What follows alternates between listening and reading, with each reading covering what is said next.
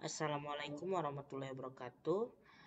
Untuk pertemuan ini kita akan membahas tentang biaya tenaga kerja, di mana biaya tenaga kerja ini adalah mata kuliah akuntansi biaya. Oke, kita langsung saja ke pengertian biaya tenaga kerja. Tenaga kerja merupakan usaha fisik atau mental yang dikeluarkan karyawan untuk mengolah produk.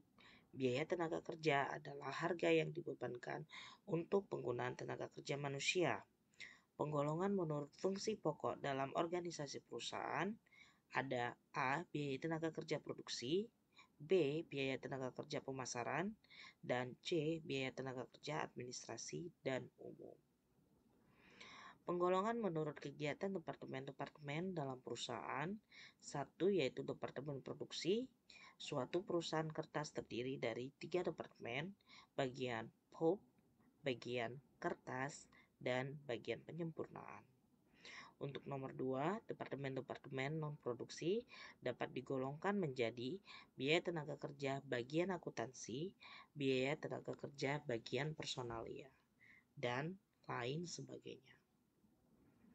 Penggolongan menurut jenis pekerjaannya, misalnya dalam suatu departemen produksi tenaga kerja digolongkan sebagai berikut: operator, upah operator; mandor, upah mandor; penyelia atau superintenden, upah penyelia. Penggolongan biaya tenaga kerja semacam ini digunakan sebagai dasar penetapan diferensiasi upah standar kerja. Penggolongan menurut hubungannya dengan produk, upah tenaga kerja langsung diperlukan sebagai biaya tenaga kerja langsung dan diperhitungkan langsung sebagai unsur biaya produksi. Upah tenaga kerja tidak langsung ini disebut biaya tenaga kerja tak langsung dan merupakan unsur biaya overhead pabrik. Akuntansi biaya tenaga kerja dapat dibagi ke dalam 3 golongan besar, yaitu gaji dan upah reguler, yaitu jumlah gaji dan upah bruto dikurangi dengan potongan-potongan seperti pajak penghasilan, karyawan, dan biaya asuransi hari tua. Nomor 2 adalah premi lembur. Ketiga, biaya-biaya yang berhubungan dengan tenaga kerja atau labor related cost. Gaji dan upah. Ada beberapa macam cara perhitungan upah karyawan dalam perusahaan. Mengalihkan tarif upah dengan jam kerja karyawan. Untuk menentukan upah seorang karyawan perlu dikumpulkan data jumlah jam kerjanya selama periode waktu tertentu. Ini adalah contoh soal, bisa dibaca. Dan ini adalah distribusi biaya tenaga kerjanya secara biaya tenaga kerja langsung. Akuntansi biaya gaji dan upah. Tahap 1, berdasarkan atas rekapitulasi gaji dan upah, bagian akuntansi kemudian membuat jurnal distribusi gaji dan upah sebagai berikut: barang dalam proses biaya tenaga kerja, biaya overhead pabrik pada gaji dan upah. Tahap kedua, atas dasar bukti kas keluar, bagian akuntansi membuat jurnal sebagai berikut: gaji dan upah, utang PPh karyawan, utang gaji dan upah. Akuntansi biaya gaji dan upah di tahap ketiga, atas dasar daftar gaji dan upah yang telah ditandatangani karyawan sebagai bukti telah dibayarkannya upah karyawan, bagian akuntansi membuat jurnal sebagai berikut: utang gaji dan upah pada kas.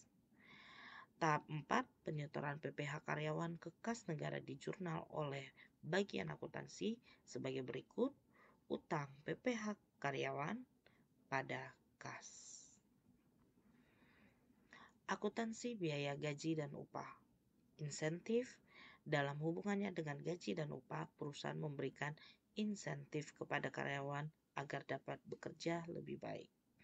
Ada beberapa cara pemberian insentif. Insentif satuan dengan jam minimum atau strict piece work with a guaranteed hourly minimum plan, yaitu karyawan dibayar atas dasar tarif per jam untuk menghasilkan jumlah satuan keluaran output standar. Dan Insentif di sini, jika menurut time study, maka dibutuhkan 5 menit untuk dapat menghasilkan satuan produk. Maka jumlah keluaran standar per jamnya adalah 12 satuan. Ini adalah untuk soal insentif ya. Jika upah pokok sebesar 600 per jam, maka tarif upah per satuan adalah Rp50. 600 bagi 12. Karyawan yang tidak dapat menghasilkan jumlah standar per jam tetap dijamin mendapatkan upah 600 per jam, tetapi bila ia dapat menghasilkan 14 satuan per jam, ada kelebihan 2 satuan dari jumlah satuan standar per jam, maka upahnya dihitung sebagai berikut. Upah dasar per jam 600, insentif 2 kali Rp50, 60 bagi 12 rupiah, maka didapat Rp100. Maka upah yang diterima pekerja per jam adalah Rp700. Oke, ini nomor 2, Taylor Differential Piece Rate Plan. Cara pemberian insentif ini adalah semacam straight piece rate plan yang menggunakan tarif tiap potong untuk jumlah keluaran rendah per jam dan tarif tiap potong yang lain untuk jumlah keluaran tinggi per jam. Contohnya bisa dilihat sebagai berikut. Dan ini adalah kita masuk ke premi lembur. Dalam perusahaan, jika karyawan bekerja lebih dari 40 jam 1 minggu, maka mereka berhak menerima uang lembur dan premi lembur. Misalnya, selama 1 minggu seorang karyawan bekerja selama 44 jam dengan tarif upah dalam jam kerja biasa maupun lembur Rp600 per jam. Premi lembur dihitung sebesar 50% dari tarif upah. Upah karyawan tersebut dihitung sebagai berikut. Jam biasa 40 kali Rp600, maka Rp24.000. Lembur 4 kali Rp600 sama dengan Rp2.400. Premi lembur 4 kali Rp300, maka Rp1.200. Jumlah upah karyawan menjadi Rp27.600.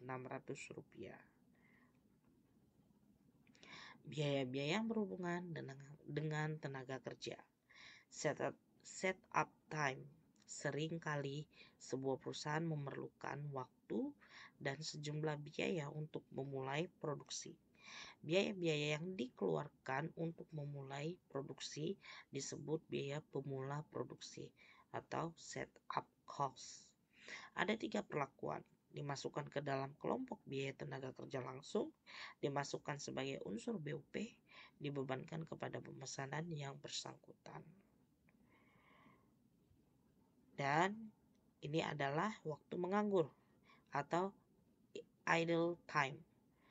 Dalam mengolah produk, seringkali terjadi hambatan kerusakan mesin atau kekurangan bahan, sehingga menimbulkan waktu yang menganggur bagi karyawan.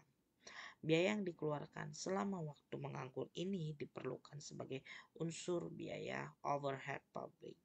Misal, seorang karyawan harus bekerja selama 40 jam per minggu. Upahnya Rp600 per jam.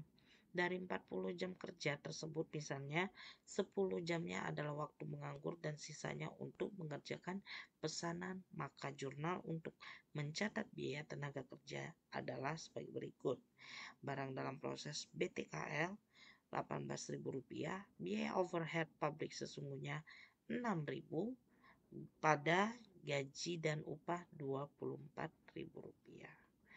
Oke, sampai di sini selesai.